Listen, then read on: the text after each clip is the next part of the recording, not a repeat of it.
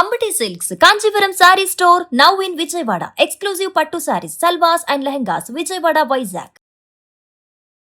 5.5 years బాబుని కోల్పోయా ఉన్నాను. Yes, hostel ఖాళీ చేసి జస్ట్ 11th డే యాక్సిడెంట్ అయింది మ్యామ్. ఏంటి ఉలుకు పలుకు రావట్లేదని చూసే వరకే తలపై నుంచి ఇంకొక వెహికల్ వెళ్ళిపోయింది. నా పేగు బంధము 9 నెలలు మోసి కన్నరా నీ కులాల పోసి రొమ్ము పైన మోసి బ్రెయిన్ అదంతా నా ఒళ్ళోనే పడింది. బ్రెయిన్ నేను మళ్ళీ నిన్ను ఎడిసి ఉండలేనురా నా పేగు బంధమా. డబ్బులు అయితే చాలా కష్టంగా ఉండేదేమో ఇంట్లో. నాకు అదంతా తలుచుకుంటే చాలా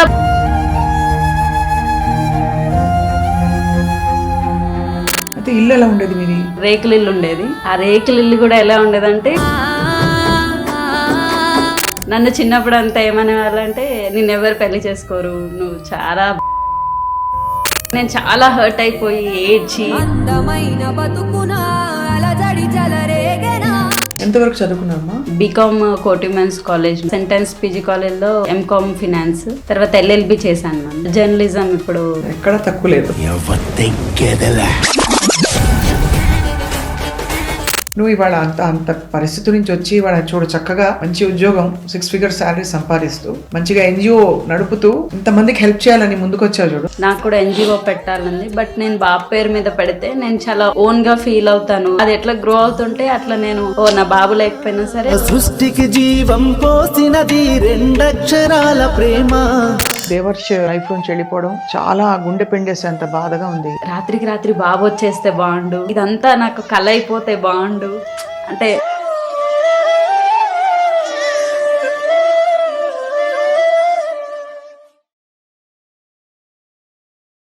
అందరికీ నమస్కారం and welcome to Suman TV. కొన్ని జీవితాలు చూస్తే ఇంత చిన్న కాలంలో ఇంత చిన్న జీవితంలో ఇన్ని జరిగిపోయాయా అనిపిస్తుంది. కానీ ఎన్ని జరిగినా కూడా వెనకాడకుండా ఇంకా 2 అడుగులు ముందుకేసి అన్ని ప్రయత్నాలు చేస్తూ నాకు మాత్రమే కాదు నా జీవితం 10 మందికి ఉపయోగపడాలని అనుకునే వాళ్ళని చూస్తే చాలా స్ఫూర్తి కలుగుతుంది. ఇవాళ ఒక చక్కటి బంగారు తల్లి ఆడపిల్ల మన స్టూడియోకి వచ్చారు. వయసు చాలా తక్కువ. ఆ తక్కువ వయసులోనే ఎన్నో ఛాలెంజెస్ చూసి చిన్నప్పటి నుంచి అయినా సరే చదువుకుని యూపీఎస్సీ అటెంప్ట్ చేసి ఒకసారి కాదు 4 సార్లు తన కష్టాల నుంచి బయటకు వచ్చి అటెంప్ట్ చేసి ఆ తర్వాత మంచి ఉద్యోగంలో స్థిరపడమే కాకుండా 10 మందికి తనకి జరిగిన కష్టం జరగకూడదని ఎన్జిఓ స్టార్ట్ చేశారు. ఈ సోషల్ వర్క్ ప్రయాణం ఒకవైపు ఉండగా ఎన్నో ఛాలెంజెస్ తన లైఫ్లో వచ్చాయి. ఆ లైఫ్ అంతా వింటేనే మనకి చాలా ఇన్స్పైరింగ్గా ఉంటుంది. Let's talk to her. Dilliswari పేరు చాలా యూనిక్గా ఉంది. Welcome Dilliswari. Thank you so much ma'am. How are you? I'm good, thank you ma'am. So ఈ చిన్న వయసులో ఎంత చిన్నవారో చూస్తే అర్థమవుతుంది. నేను వయసు ఎందుకని చెప్పలేదు దిల్లీశ్వరి. సో మీరు ఆల్రెడీ యూపీఎస్సీ 4 times అటెంప్ట్ చేశారు. చిన్నప్పటి నుంచి రకరకాల సమస్యలు చూసుకుంటూ ఎక్కడి నుంచో హైదరాబాద్ వచ్చారు. మీ పేరెంట్స్ కదా? Tell us about yourself before we start about your NGO. Ma'am నా పేరు దిల్లీశ్వరి అలియానా. పుట్టి పెరిగిందంతా హైదరాబాద్ మ్యామ్. మొత్తం మూసాపేట అని ఒక స్లమ్ ఏరియా ఉంటుంది. తెలుసు. మ్యామ్ మొత్తం పుట్టి పెరిగిందంతా అక్కడే. బట్ మా 4 fathers అంతా శ్రీకాకుళం ఒడిస్సా బార్డర్ నుంచి మైగ్రేట్ అయ్యి ఇక్కడికి వచ్చాం మ్యామ్. సో అంటే నేనైతే కంప్లీట్గా నా పేరు ఆంధ్ర అయినా సరే నేనైతే ఒక తెలంగాణ ఇట్లా ఫీల్ అవుతాను. అంటే ఎప్పుడైనా తెలంగాణ గురించి చదువుతుంటే చాలా నాకు తెలియకుండా ఇట్లా గూస్ బంప్స్లా వస్తుండేవి. కోటి మెన్స్ కాలేజ్లో చదువుతున్నప్పుడు అప్పుడే ఈ తెలంగాణకి సంబంధించి విభజనకి సంబంధించి మూమెంట్ అవి జరిగింది. సో విమలక్క గారు వాళ్ళతో నేను కూడా పార్టిసిపేట్ చేయడము, నేను కూడా తెలంగాణ మూమెంట్లో పార్టిసిపేట్ చేసే అవకాశం కూడా దొరికింది మ్యామ్. చాలా హ్యాపీగా ఫీల్ అవుతున్నాను యాక్చువల్లీ. సో స్టూడెంట్ లీడర్గా ఉన్నారు మీరు ఒక టైంలో, అండ్ ఆల్సో ఐ థింక్ యాక్టివిస్ట్గా, సోషల్ యాక్టివిస్ట్గా, కొంత జర్నలిస్ట్గా కొంతకాలం, అండ్ దెన్ ఇండిపెండెంట్గా మీరు ఎమ్మెల్యేగా కూడా పోటీ చేసి అసలు ఒకటి కాదు చాలా కోణాలు ఉన్నాయి దిల్లీశ్వరి. ఎక్కడ మొదలు పెడతాం? మీ బాల్యం అంతా ఎలా కొనసాగింది? మీరు చాలా కష్టపడి పైకి వచ్చారని నాకు ఎవరో ఫ్రెండ్స్ చెప్పారు. Yes ma'am. అంటే చాలా మందికి కష్టం లేకుండా ఎవరైతే పైకి రారో అని అనుకుంటారు. నేను పర్సనల్గా అంటే ప్రతి ఒక్కరి లైఫ్లో ఒక ఫేజ్ ఉంటుంది. బట్ అన్నిటికంటే వరస్ట్ ఫేజ్ ఏంటంటే పావర్టీ మ్యామ్.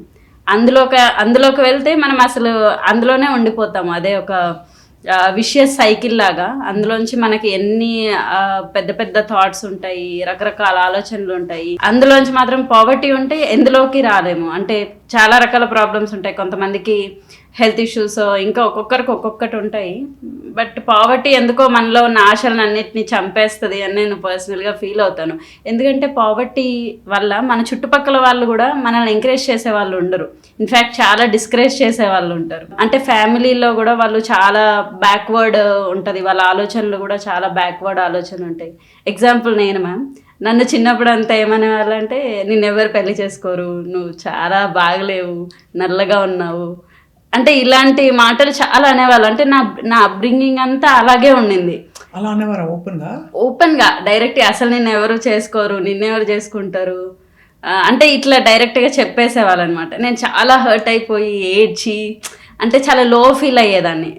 లో ఫీల్ అయినా ఇంకా దేనికి పనికిరాను అంటే ఇట్లాగే ఫీల్ అయ్యేదాన్ని. ఒక మంచం ఉంటే మంచం కిందికి వెళ్ళిపోయి ఏడ్చుకునేదాన్ని. ఎవరైనా చూసి ఏడిస్తే కూడా కొడతారేమో అట్లా ఫీల్ అయ్యేది. అంత వెనుకబాటుతనం అంటే చాలా ఆలోచన పరంగా చాలా వెనుకబాటుతనం కదా.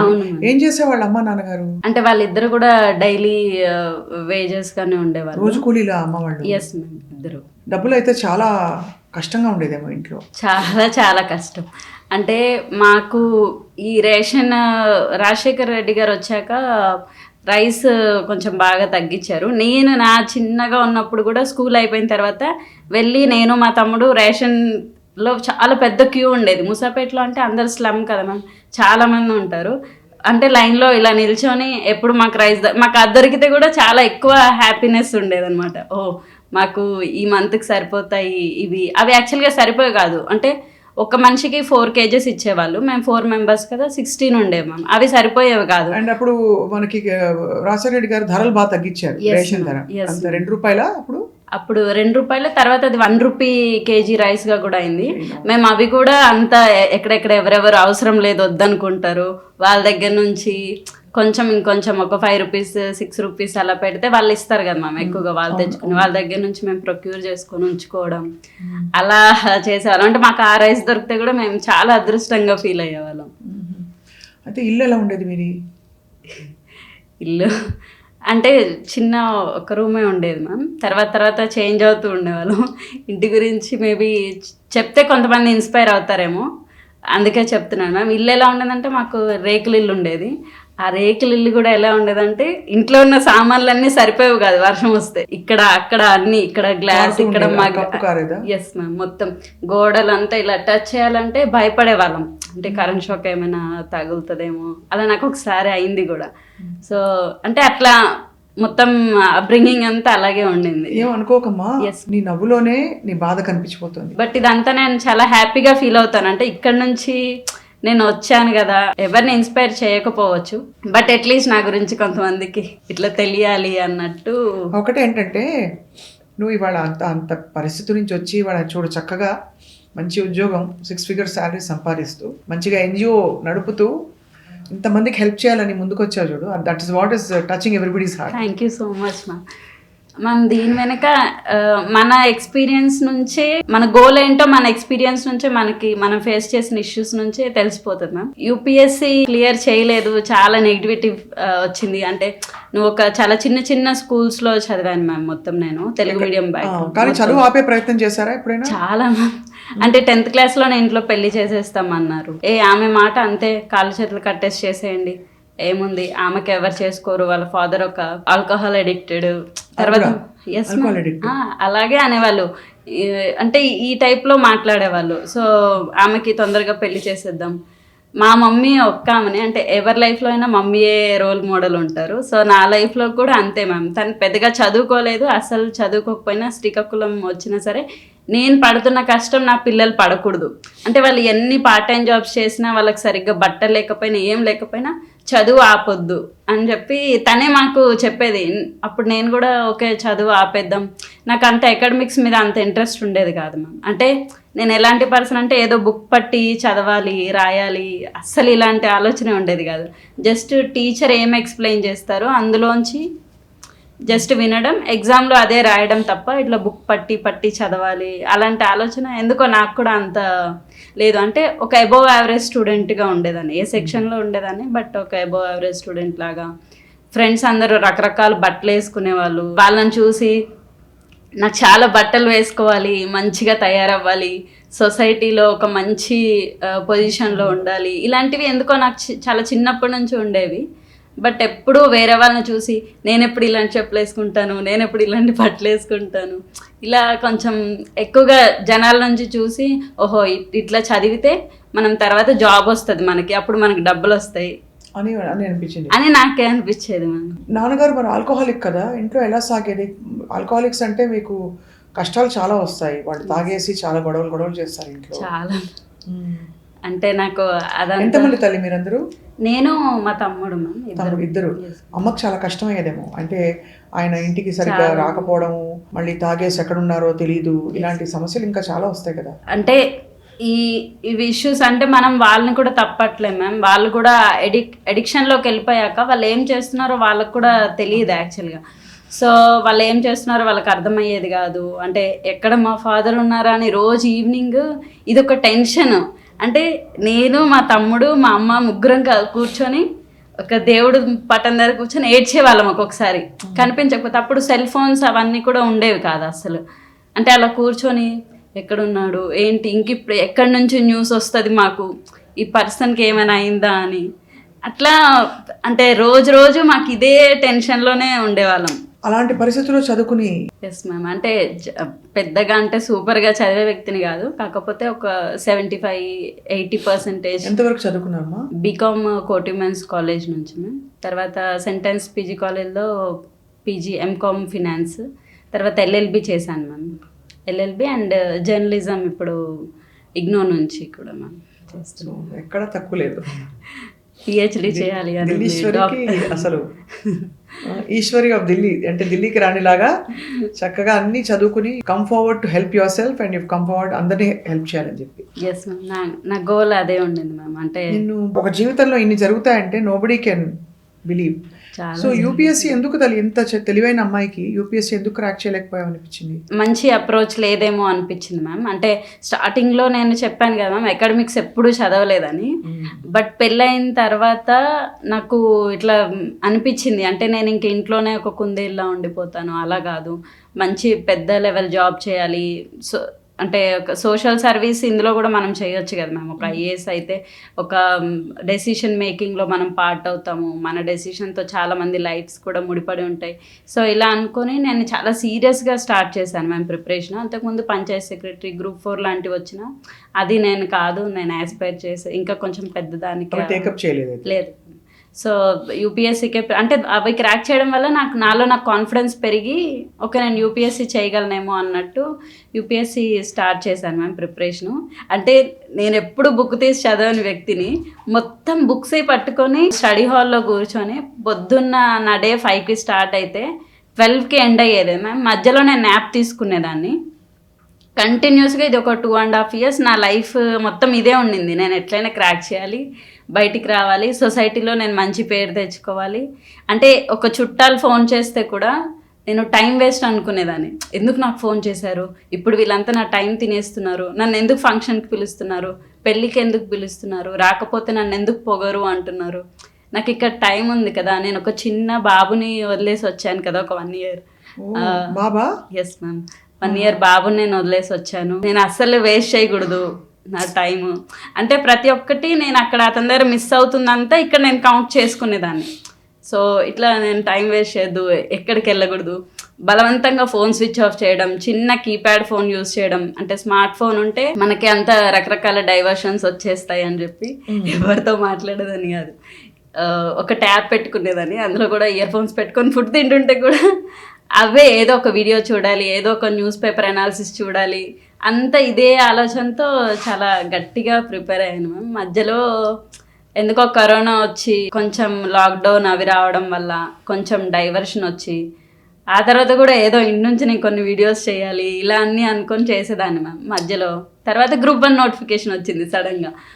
నేను యూపీఎస్సీ క్రాక్ చేస్తే చేయడం కంటే గ్రూప్ 1 మన స్టేట్లో కంపీట్ అయ్యి విన్ అవ్వడం చాలా తొందరగా అయిపోతుంది, తర్వాత నేను యూపీఎస్సీ కోసం ఆలోచించవచ్చు అనుకొని గ్రూప్ 1కి మధ్యలో షిఫ్ట్ అయ్యాను మ్యామ్. కంప్లీట్ సిలబస్ అంతా మళ్ళీ వేరు.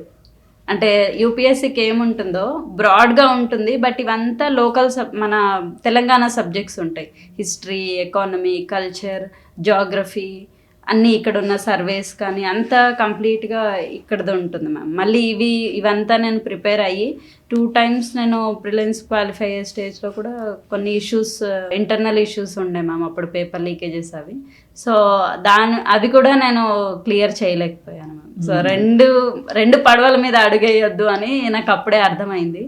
సో ఎటు తీసుకోక నాకు ఇంట్లో చాలా ప్రెషర్ అయిపోయింది, ఇంకెప్పుడు జాబ్ క్రాక్ చేస్తావు అంటే ఎవరు ఫోన్ చేసినా ఫస్ట్ అయిపోయావా ఐఏఎస్, లేకపోతే గ్రూప్ 1 వచ్చేసిందా, ఇలా అంటుంటే నేను ఇంకా చాలా ప్రెషర్ ఫీల్ అయిపోయేదాన్ని. సో ఏం చేయాలో అర్థం కాలేదు, చాలా కోపం వచ్చేది, అది ఎవరి మీద చూపించాలో అర్థమయ్యేది కాదు, చాలా డిప్రెస్డ్గా ఫీల్ అయ్యేదాన్ని. ఒకనొక టైంలో మొత్తం ఒక 2-3 months ప్రిపరేషన్ వదిలేసేసి ఎటైనా హ్యాపీగా తిరగాలి అంటే బాల్యం కూడా నీకు స్మూత్ గా జరగలేదు కదా దిలేశ్వరి. నేను నువ్వనేస్తున్నాను చిన్నగా కాబట్టి, అది ప్రేమతో తప్ప గౌరవం లేక కాదు. లేదు మ్యామ్, నువ్వనే పిలవండి. అంటే నీకు బాల్యం చాలా సాఫీగా హాయిగా జరుగుంటే మనకు ఆడుకోవాలనే ఆలోచన కూడా రాదు, బ్రేక్ కావాలనే ఆలోచన. ఏ వయసుకు ముచ్చట ఆ వయసు అని పెద్దవాళ్ళు ఊరికే చెప్పలేదు. నీకు had a very tough childhood అమ్మా, ఎవరు ఊహించుకోలేరు. రోజు కూలీలు రోజువారీ డబ్బులు ఇంటికి తీసుకొచ్చి తినడానికి తిండి కూడా సరిలేగా, ఇంట్లో ఇవాళ కూర ఉంటుందో లేదో, అన్నం ఉట్ట పొడి అన్నం తినడం, ఇన్ఫాక్ట్ రైస్ కూడా పక్కన ఒక్కొక్కసారి మనకు లేకపోతే వాళ్ళ దగ్గరికి వెళ్ళి అడగడం. చిన్నప్పుడు నేను కొన్ని రోజులు మళ్ళీ అమ్మమ్మ వాళ్ళ ఇంట్లో కూడా పెరిగాను మ్యామ్. అంటే మా మమ్మీకి చాలా కష్టం అయిపోయింది మా తమ్ముడిని నన్ను ఇద్దరు చూసుకోవడం. అవును, అక్కడ ఫాదర్ సరిగ్గా లేకపోతే అమ్మా మదర్కి ఎప్పుడు ఆ కష్టం వస్తుంది చాలా. అప్పుడే నేను అనుకున్నాను మ్యామ్, అంటే చిన్నప్పుడు అనుకున్నాను ఇలా నేను పెద్ద పొజిషన్కి వెళ్ళాలి, చాలా పెద్ద. తమ్ముడు ఏం చేస్తాడు ఇప్పుడు? ఇప్పుడు ఒక ప్రైవేట్ బ్యాంక్లో వర్క్ చేస్తున్నాను. చిన్నప్పటి నుంచి మాకు ఏ పార్ట్ టైం జాబ్ దొరికినా నేను అస్సలు వదిలేదాన్ని కాదు. ఎలాగ? ఫర్ ఎగ్జాంపుల్ ఎలాంటి పార్ట్ టైం జాబ్ అంటే నేను 6th class నుంచి స్టార్ట్ చేశాను మ్యామ్. ఎగ్జాక్ట్గా నా 6th అయిపోయినప్పటి నుంచి మాకు మూసాపేటలో పక్కనే ప్రశాంత్ నగర్ అని ఒక ఏరియా ఉంటుంది మ్యామ్. మొత్తం అంతా కూడా ఇండస్ట్రియల్ ఏరియా ఉంటుంది. ఒక స్మాల్ స్కేల్ ఇండస్ట్రీస్ కానీ బుక్స్, ఈ ఫ్యాన్స్ వాటికి సంబంధించి. సో అందులో నేను 550 రూపీస్, నాకు ఇంకా గుర్తుంది, నాకు ఫస్ట్ టైం 550 రూపీస్ వస్తే ఇట్లా మా మమ్మీకి ఫస్ట్ ఇచ్చి నేను ఇందులో 50 తీసుకొని చెప్పులు కొనుక్కోవాలా అట్లా. అంటే ఫస్ట్ నేను చెప్పులేవు అప్పుడు, చెప్పులే అంటే నాకు అదంతా తలుచుకుంటే చాలా బాధ వేస్తుంది. అంటే అది ఎవరితో డిస్కస్ చేయాలో అర్థమే కాదు నాకు అసలు. ఏ జీవితంలో ఏ పవర్ఫుల్ జర్నీ ఉందో వాళ్ళ నుంచి అక్కడి నుంచి ఎటువైపు తీసుకెళ్తుందో తెలియదు. అయిపోయింది మ్యామ్, ఇదంతా నా మంచికే అని ఇప్పుడు నాకు హ్యాపీ టీయర్స్ వస్తున్నాయి. అక్కడి నుంచి ఉత్సాహం వచ్చిందేమో. ఎగ్జాక్ట్లీ. కాదమ్మా, అయితే ఇప్పుడు ఎన్జిఓ స్టార్ట్ చేసిన అది ఎట్లా స్టార్ట్ అయింది అసలు? చిన్నప్పటి నుంచి వీళ్ళకి ఏమైనా చెయ్యాలి ఇట్లాంటి, అంటే ఈ లైఫ్స్ని మనం మొత్తం ఒకేసారి మార్చలేం, మన చేతిలో అంత పవర్ ఉండదు. బట్ ఎవరో నాకు తెలిసిన ఏరియాలో కొంచెం చేంజ్ చేయాలి, ఇలాంటి ఆలోచనలన్నీ ఉండేవి మ్యామ్. నా పర్సనల్ లెవెల్లో నాకేమైనా డబ్బులు ఉంటే వాటితో చిన్నగా చేయడం, ఎవరికైనా ఇట్లా అంటే ఏదో పెద్ద గొప్ప దానగుణం అని చెప్పాను మ్యామ్. నా దగ్గర ఉన్న దాంట్లో కొంచెం ఇవ్వడానికి ట్రై చేసేదాన్ని. అప్పటి నుంచి నాకు ఈ ఆలోచన వచ్చింది, ఎవరెవరు NGOs ఉన్నారో వాళ్ళతో కనెక్ట్ అవ్వడం, ఇట్లా నాకు ఇంట్రెస్ట్ ఉంది, వాలంటీర్గా వస్తాను, ఇట్లా ఈ రకంగా వస్తాను, ఈ టైప్లో నాకు కొంచెం ఇంట్రెస్ట్ ఉండింది మ్యామ్. తర్వాత ఇంకా కొన్ని రోజులు అయ్యాక నేను ఎప్పుడైతే బాబుని కంప్లీట్గా నేను కోల్పోయానో అప్పుడు ఇంకా ఫిక్స్ అయ్యాను మ్యామ్. నేను బాబుని కోల్పోవడం ఏంటి? బాబు చనిపోయారు కదా మ్యామ్ యాక్సిడెంట్లో. నాకు ఎస్ మ్యామ్, బాబు నాకు నామినేషన్ వేశానని చెప్పాను కదా మ్యామ్. సో 2023 November 10th రోజు నేను నామినేషన్ వేశాను మ్యామ్. November 11th నాకు భరత్ నగర్లో మూసాపేట దాటాక యాక్సిడెంట్ అయింది మ్యామ్. రోజు మార్నింగ్ 10కి. సో దీపావళి ముందు రోజు. ఎట్లా అయింది యాక్సిడెంట్? స్కూటీ మీద వెళ్తుంటే ఒక బస్ వచ్చింది మ్యామ్. అక్కడ బస్ స్టాప్, థియేటర్ అన్నీ ఉంటాయి మ్యామ్ అక్కడ, శ్రీరాములు థియేటర్. అప్పుడు ప్రెగ్నెంటా? లేదు మ్యామ్, బాబు పుట్టాడు. బాబు 6 years, 5.5 years old ma'am. 6 years old 2023లో మ్యామ్. 5.5 years బాబుని కోల్పోయాను. Yes ma'am. బస్ వస్తుంది, ఈ బస్ వస్తుంటే ఇది ఇలా టర్న్ అయింది, జనాలను ఎక్కించుకొని ఇటు బస్ కూడా ఇలా టర్న్ అయింది. ఇటు మధ్యలో ఇంకొక టెంపో టైప్ వెహికల్ ఉంది మ్యామ్. ఈ రెండింటికి మధ్యలో మేము ఉన్నాము. ఆ బస్ టర్న్ అవ్వగానే ఈ లెఫ్ట్ హ్యాండిల్ గుద్ది కిందికి జస్ట్ పడిపోయాము. నేను లేచే వరకు ఏం కాలేదు అని బాబు కాలు చేతులు అంటే చూసుకుంటున్నాను, ఎక్కడ ఏం కాలేదు. లైక్ నేను సడన్గా అంటే ఏంటి ఉలుకు పలుకు రావట్లేదని చూసే వరకే తలపై నుంచి ఇంకొక వెహికల్ వెళ్ళిపోయి ఉండింది. అంటే ఆ బ్రెయిన్ అదంతా నా ఒళ్ళోనే పడింది. అమ్మా ప్లీజ్ చెప్పకు తల్లి. అప్పటికి నా ఆలోచన ఏముందంటే మ్యామ్, కొత్త టెక్నాలజీస్ ఎన్నో వస్తున్నాయి, పేపర్లో చదువుతాను, బాబు బ్రెయిన్ నేను మళ్ళీ పెట్టేసేస్తే ఇట్లా స్టిచెస్ వేసేస్తారు, బాబుకి మళ్ళీ మంచిగా అయిపోతుంది. ఇదే ఆలోచన అవుతా ఉంది మ్యామ్ నాకు. అంటే ఏం కాదు, అయిపోతుంది అని అంబులెన్స్కి పిలుస్తున్నాను, గంట సేపు ఎవ్వరు రాలేదు మ్యామ్. తర్వాత నేను కాసేపటికుంటే నాకు కూడా స్పృహ కోల్పోయాను నేను. తర్వాత లైక్ గాంధీ హాస్పిటల్కి, చర్చ్ హాస్పిటల్, చాలా హాస్పిటల్స్ వెళ్తే ఎవరు తీసుకోవట్లేదు. తల్లిని తీసుకుంటామా బాబుని తీసుకోము అని. తర్వాత నేను గాంధీ హాస్పిటల్లోకి వెళ్ళాక నాకు కొంచెం తెలివి వచ్చాక బాబు ఎక్కడున్నారు అంటే మార్చురీలో ఉన్నారు. అంటే అంతకుముందు ఇట్లా చనిపోయారు అని చెప్పగానే మార్చురీకి తీసుకెళ్తున్నాము అని చెప్తే నేను వెంటనే ఇట్లా డెసిషన్, బాబు పార్ట్స్ ఏమైనా ఉంటే ఎవరికైనా అవసరం ఉంటే ఇచ్చేసేయండి అని చెప్తే వాళ్ళు ఓన్లీ ఐస్ మాత్రమే బాబువి యూజ్ చేయడం. Yes ma'am, eyes LV Prasad వాళ్ళకి ఇచ్చేసాము. అంటే నేను నా ప్రిపరేషన్ మీద నాకు కోపం వస్తుంటుంది మ్యామ్ అప్పుడప్పుడు. అంటే చిన్న బాబుని వదిలేసాను నేను, అట్లీస్ట్ బాబుని సరిగ్గా చూసుకోలేదు. లాస్ట్ మూమెంట్లో నా దగ్గరికి తెచ్చుకున్న 10 daysకే నాకు ఇలా ఎందుకు అయింది. జస్ట్ నేను బాబుని తెచ్చుకొని 10 days అయింది మ్యామ్. అప్పుడు హాస్టల్ ఖాళీ చేసి జస్ట్ 11th day యాక్సిడెంట్ అయింది మ్యామ్. ఇది నేను ఎప్పటికీ మర్చిపోలేను, నాకు నేను క్షమించుకోలేను అసలు. అలా అనుకోద్దు తల్లి, అలా అనుకోద్దమ్మా అసలు. ఇప్పుడు అందుకే ఇంతమంది పిల్లల్ని చేరదీసావు కదా ఎన్జిఓలో.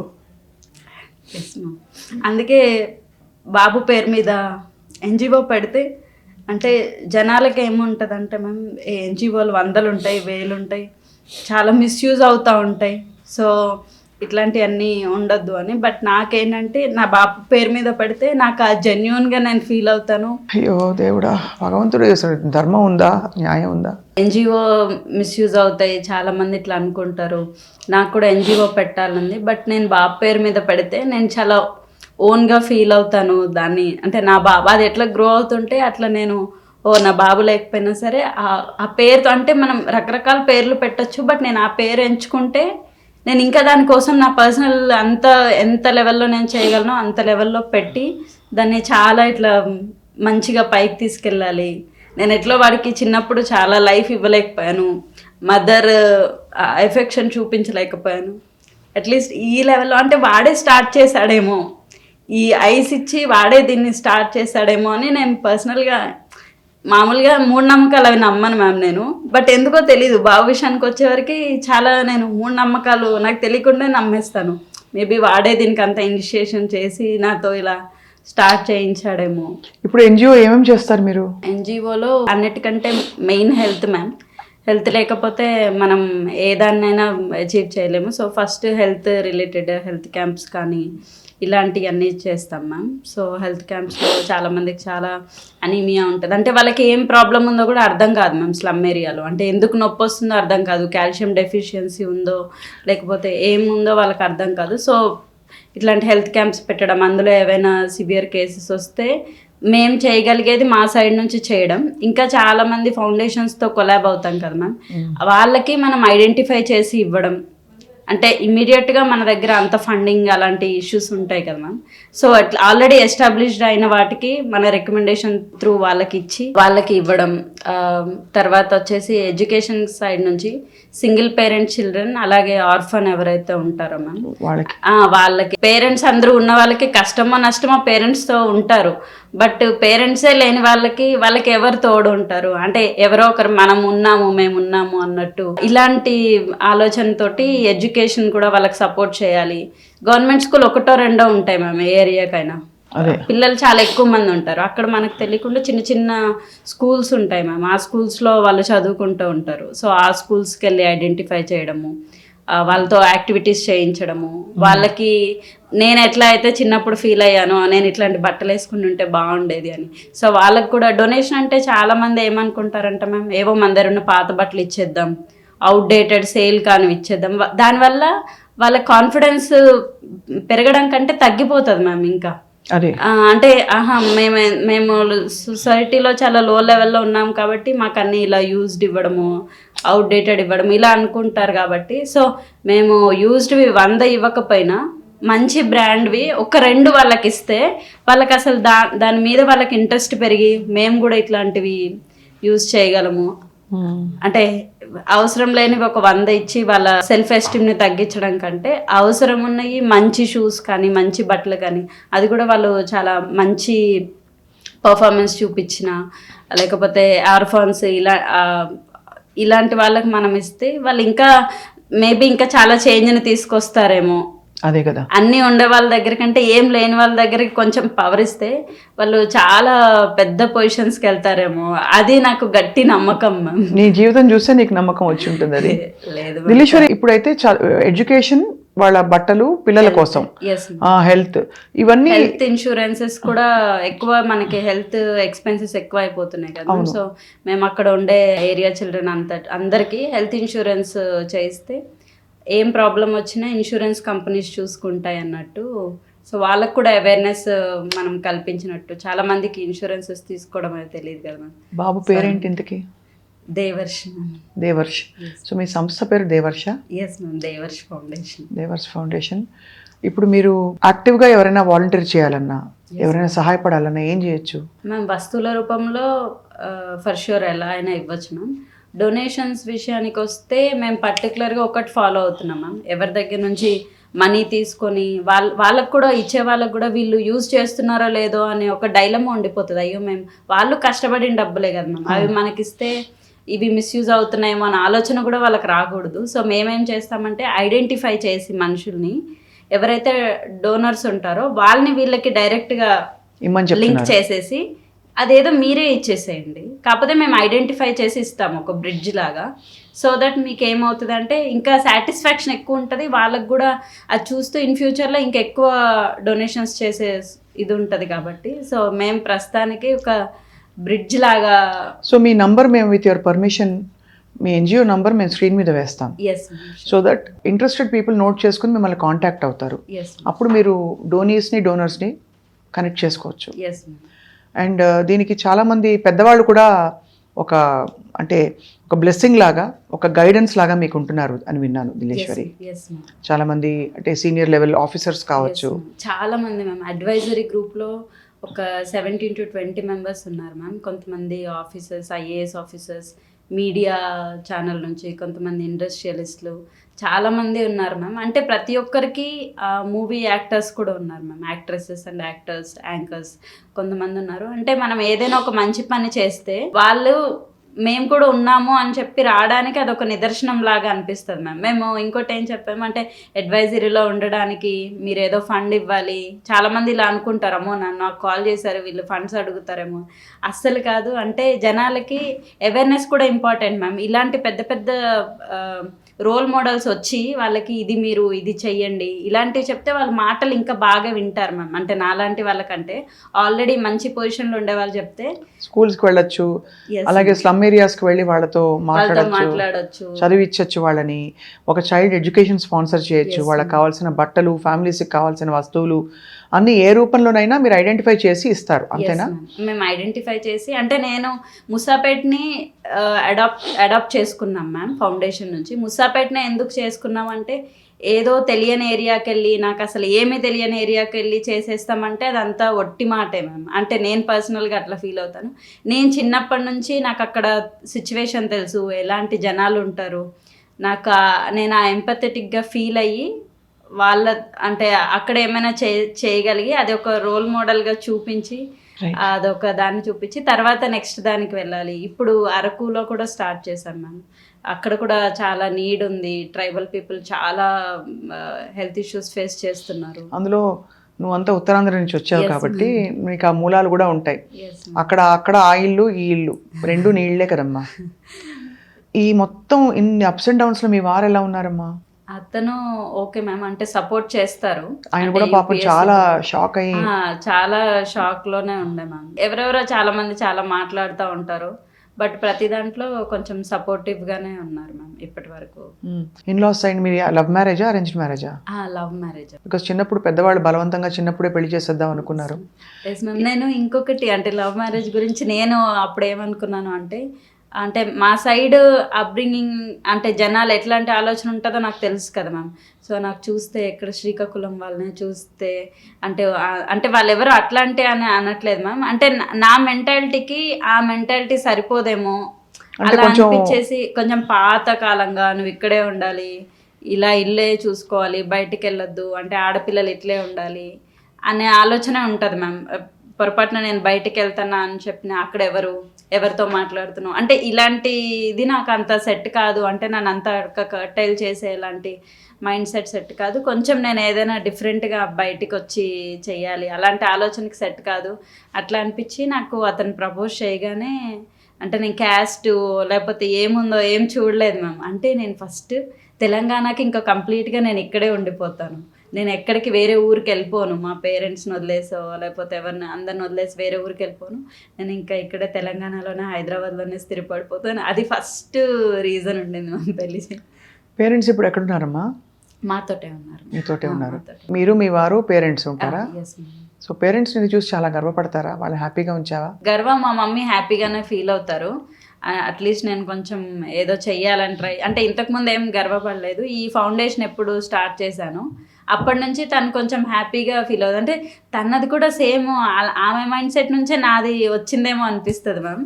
అంటే తను ఒకసారి నేను వెళ్తూ ఉన్నాము, నాకు గుర్తుంది, నేను అప్పుడు ఇంటర్ సెకండ్ ఇయర్, నేను వెళ్తూ ఉంటే మా దగ్గర ఛార్జెస్కి మాత్రమే డబ్బులు ఉన్నాయి. మేము వెళ్తుంటే ఎస్ఆర్ నగర్లో ఒక ఆయన కాలు లేవు మ్యామ్ ఆయనకి.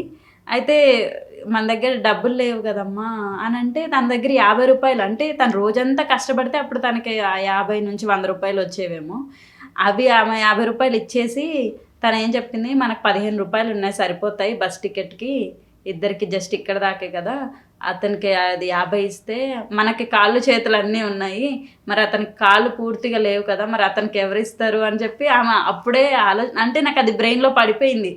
ఈమె ఆలోచన ఇంత ఉన్నతంగా ఉంది, చదువుకోకపోయినా. చాలా అమ్మకి నిజంగా నమస్కారాలు.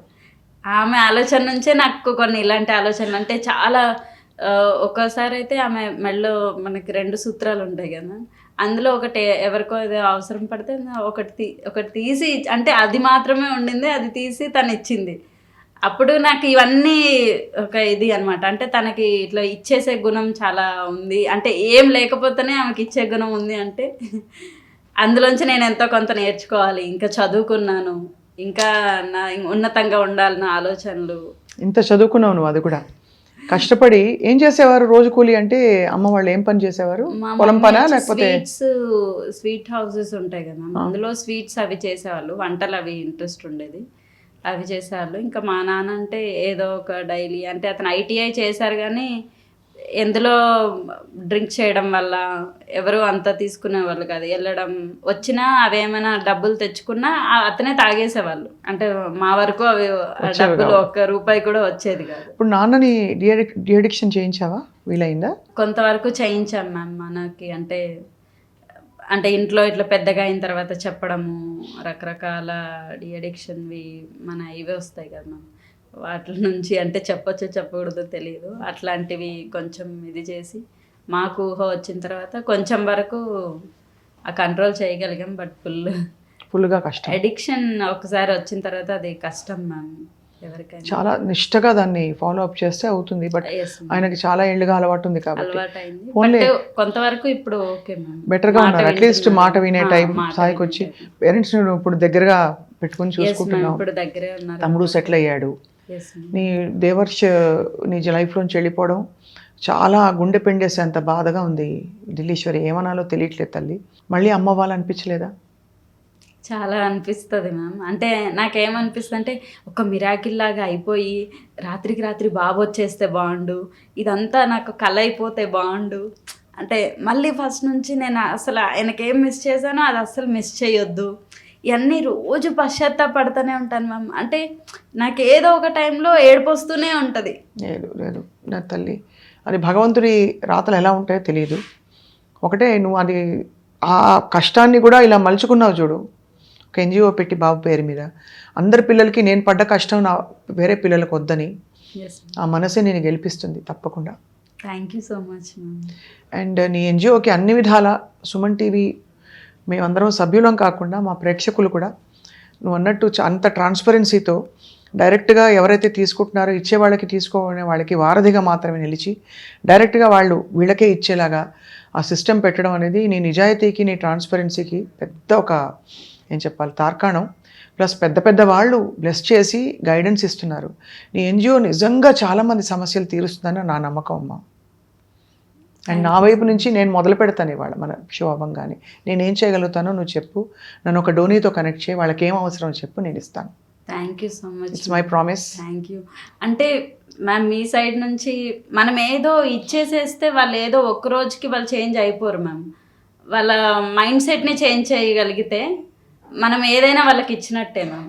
అంటే ఇంకేది కావాలంటే అది నా టైమా, మీ టైమే కావాలి. ఇంకేం కావాలో అంటే చెప్పు. మీలాంటి ఇట్లా ఒక సొసైటీలో మంచి పేరు తెచ్చుకున్న వాళ్ళ దగ్గర నుంచి సెల్ఫిష్ గా ఆలోచిస్తున్నాను అనుకోండి, డబ్బు కంటే మెయిన్ టైమే ఇంపార్టెంట్ మ్యామ్. నేను వస్తాను, నా టైమే ఇవ్వాలి, మీరు ఇన్స్పైర్ చేయాలి. ఇట్లా చూడండి, ఇలా ఇలా చేస్తే మీరు ఇలా అవుతారు అంటే ప్రాపర్ గైడెన్స్ లేక మనం చాలా దగ్గరలో అయిపోతాం మ్యామ్. డ్రగ్ అడిక్ట్స్ అయిపోతారు, క్రిమినల్ మెంటాలిటీ ఎక్కువ పెరిగిపోతుంది. అంటే ప్రాపర్ గైడెన్స్ నమ్మకం లేకపోవడం వల్ల ఇవన్నీ అవుతాయి. మనం వాళ్ళ కరెక్ట్ టైంలో కరెక్ట్గా మనం చేయగలిగితే, మంచి అవేర్నెస్ క్యాంపెయిన్స్ ఇవ్వగలిగితే అదే వాళ్ళ లైఫ్లో చాలా పెద్ద చేంజ్ మ్యామ్. మనం ఏదో ఫుడ్ పెట్టేస్తాము, ఒక్క పూటకే వాళ్ళకి కడుపు నిండిపోతుంది. బట్టలు ఇస్తాము, ఒక 5-6 నెలలు వేసుకుంటారు, చిరిగిపోతాయి. అంటే మంచి ఎడ్యుకేషన్, హెల్త్, మంచి గైడెన్స్ మ్యామ్, ఈ 3 ఇవ్వగలిగితే we will ఏదైనా support you సరే. in every way. నీ జీవితం చూసి 3-4 విజయాలు కనిపిస్తున్నాయి. ఏంటంటే ఎన్ని పరిస్థితులున్నా, ఇంట్లో తినడానికి లేకపోయినా, చదువు ఆగిపోయే పరిస్థితులున్నా, ఈజీ మెథడ్ అని పెళ్లి చేసుకుని పంపించి అవన్నీ ఎదుర్కొని చదువుకుని 2 పీజీలు, ఒక LLB, ఇప్పుడు ఇంకా జర్నలిజం కూడా చేస్తున్నావు. ఇంత చదువుకున్నావు, పైకి వచ్చావు. రెండోది నీ కన్న బిడ్డ చేతుల మీద పెంచి నీ కడుపు చించుకుని పుట్టిన బిడ్డ పోతే కూడా నువ్వు అది కూడా వెనకాడకుండా దాని మీద ఎన్జిఓ స్టార్ట్ చేసావు తప్ప ఆ దుఃఖాన్ని దిగమింగుకొని అదొక పెద్ద విజయం తల్లి. అండ్ అన్నిటికంటే ఎక్కువ ఏంటంటే విజయం, బాల్యం కోల్పోయిన వాళ్ళందరూ అదొక కారణం అయిపోతున్న వాళ్ళ లైఫ్స్ అన్నీ దారి తప్పడానికి. నువ్వు అన్నట్టు డ్రగ్ అడిక్ట్స్ అవ్వడానికో, ఆల్కహాల్ అడిక్ట్స్ అవ్వడానికో. ఇన్ఫ్యాక్ట్ సైకాలజీలో పరిశోధన కూడా జరుగుతుంది, అడల్ట్ చిల్డ్రన్ ఆఫ్ ఆల్కహాలిక్స్ అని. వై ఆల్కహాలిక్స్ పిల్లలు ఆ అడిక్షన్ని తీసుకుని వాళ్ళ లైఫ్స్, వాళ్ళ మైండ్ సెట్ మారిపోతుందని. అవేవి కాదని ఆ బ్యారియర్స్ తెంచుకున్నావు చూడు. నిజంగా పార్వతీదేవి పేరు పెట్టుకున్నందుకు యూ హ్యావ్ వన్. ఆదిశక్తి స్వరూపం అని చెప్పావు మాకు ఇవాళ. Thank you so much ma'am. No words. అంటే నన్ను ఎవరు, ఇది నా ఫస్ట్ ఇంటర్వ్యూ, నన్ను ఎవరు ఇప్పటిదాకా మీలాగా అంత ప్రేస్ చేయలేదు. అంటే నా ఫ్రెండ్స్ సర్కిల్లో వాళ్ళు కొంచెం పొగిడేవాళ్ళు, బట్ అమ్మ గుప్పిడు ఇప్పుడు ఈ కథలు ఎందుకు తీసుకొస్తావు ఇలాంటి వాళ్ళని? 10 మందికి తెలిస్తే మన కష్టం వచ్చింది అనుకునే వాళ్ళకు ఒక ఊరట.